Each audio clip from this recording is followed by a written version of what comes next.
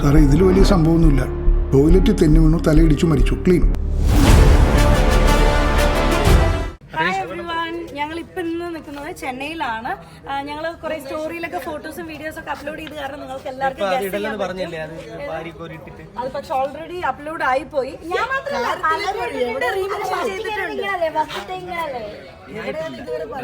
പക്ഷെ ഞാൻ ഇട്ടിട്ടുണ്ട്. അപ്പൊ നമ്മള് ബിഗ് ബോസിന്റെ ഗ്രാൻഡ് ഫിനാലെ സീസൺ 6ന്റെ ഗ്രാൻഡ് ഫിനാലേക്ക് നമ്മൾ എല്ലാരും പെർഫോം ചെയ്യാൻ വന്നിരിക്കുകയാണ്. ആ കഴിഞ്ഞു. ഇനി നിങ്ങൾ എല്ലാവരും നമ്മള് ഗ്രാൻഡ് ഫിനാലെ ജസ്റ്റ് ഞങ്ങളുടെ ഒരു സ്റ്റാൻഡപ്പ് കോമഡി പരിപാടിയുണ്ട്.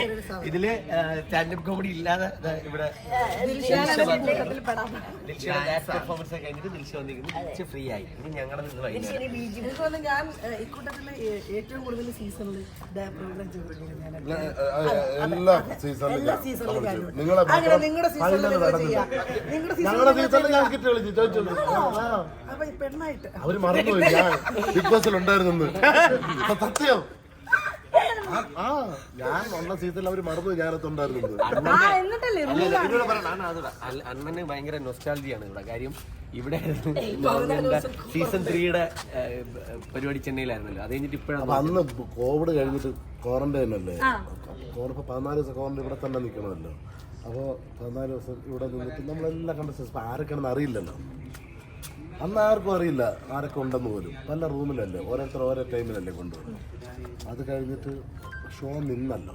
കോവിഡ് നിർത്തിയപ്പം അപ്പോഴാണ് എല്ലാവരും ഒരുമിച്ചല്ലേ വന്നത്.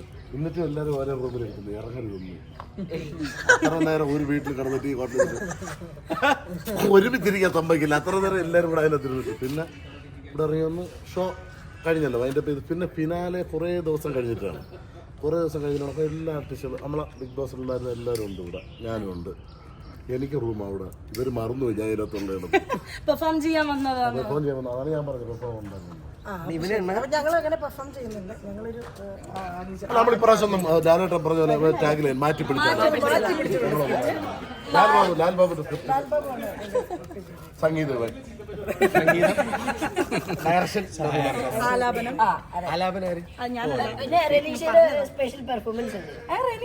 ഞാൻ അറിഞ്ഞിട്ടില്ല.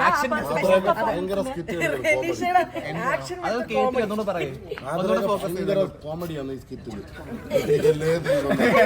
അല്ലല്ല, മെയിൻ കോമഡി ദിൽഷയാണ്. ഇതിലില്ല ഈ പരിപാടി. ഇതില് സ്റ്റാൻഡപ്പ് കോമഡി ദിൽഷ ഞങ്ങൾ കൊണ്ടുപോകണം.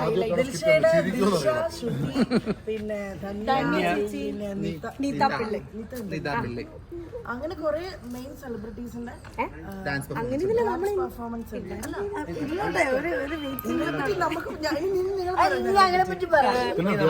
വേറെ സംഭവം ഞങ്ങൾ ഒരു സർപ്രൈസ് ആയിട്ട് വേറെ സംഭവം എന്ന് പറഞ്ഞു കഴിഞ്ഞാൽ ലാലേട്ടുണ്ടെന്ന് പറഞ്ഞിട്ട് ഷോയ്ക്ക്. പുതിയ അറിവ്.